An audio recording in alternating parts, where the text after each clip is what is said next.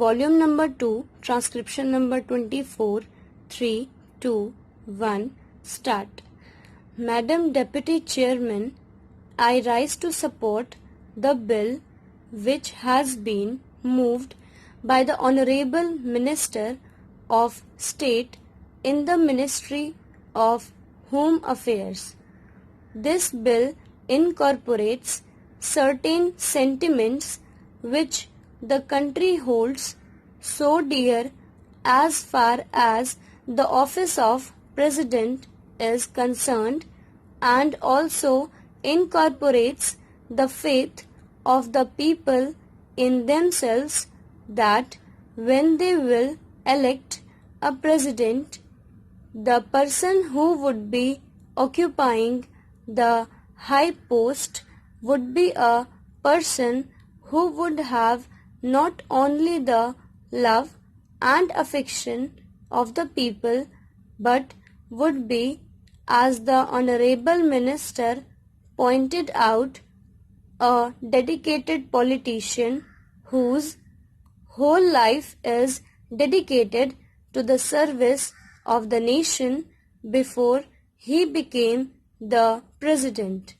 During his occupation of the office of president and even after he retired from that office, it is this confidence of the people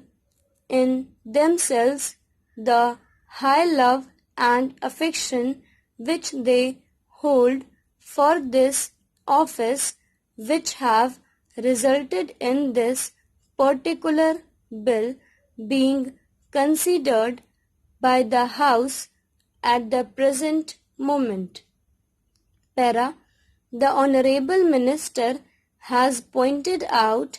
that the President, who has just retired, has fulfilled all the requirements which are the basis of this particular measure and the measure which was passed in 1951. I wish that he had mentioned the last Governor General also, to whom both the measures apply. Whether we may agree or may not agree with the last Governor General on some of the political views that he holds, there can be no two opinions that the last Governor General was also an illustrious son and is an illustrious son of this country and deserves all the consideration, all the love and all respect of the country which are being incorporated in the present measure and were incorporated in the 1951 Act. While therefore fully supporting the measure which is now before the House, I would like certain clarifications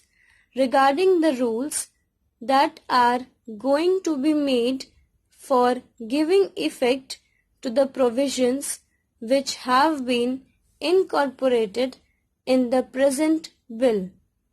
Para. In the statement of objects and reasons, we are told that a person holding the high office of president has, even after retirement, many public calls on him, and it is therefore considered desirable to provide him with secretarial staff. It is further stated that the bill provides for a staff which may be engaged for the president. Staff might be appointed for him and office space might be provided for him. It is because of this that certain misgivings have arisen in the minds of some of the members, and they want it to be made perfectly clear that the staff will be appointed not only for the ex-president but will be appointed by the ex-president, and it will be his wishes and his desires that will be taken into account when a particular person is being appointed. Also regarding the office which is engaged for him, his wishes should be taken into account so that he knows what would be a convenient place for him and he may to get that place. Para, another reason for insisting on what I consider to be an important detail is that if the president appoints the staff for the ex-president, then automatically they become government servants because they have been appointed by the government. It may be that in the rules a clarification might be attempted whereby they may be exempted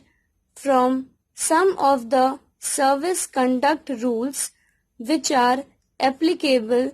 to normal government servants. But even there, it will be much better that this should not be left in any doubt and that these persons that are appointed to assist the ex-president in his secretarial task are appointed by the ex-president himself. They would be the staff of the ex-president and would not be appointed by the government for the ex-president and would not be government servants. This point ought to be made quite clear so that the ex-president has got all the right of determining the service conditions of the people appointed by him, of course subject to the overall limit which has been provided and to my mind rightly provided in the bill. Within that overall limit, perhaps it will be much better to leave the rest of the matter to the President himself so that we may also express our further confidence in the President to the effect that he would utilize it with discretion and with all sense of responsibility and fair play and taking into account the interests of the public and of the public exchequer too. Para.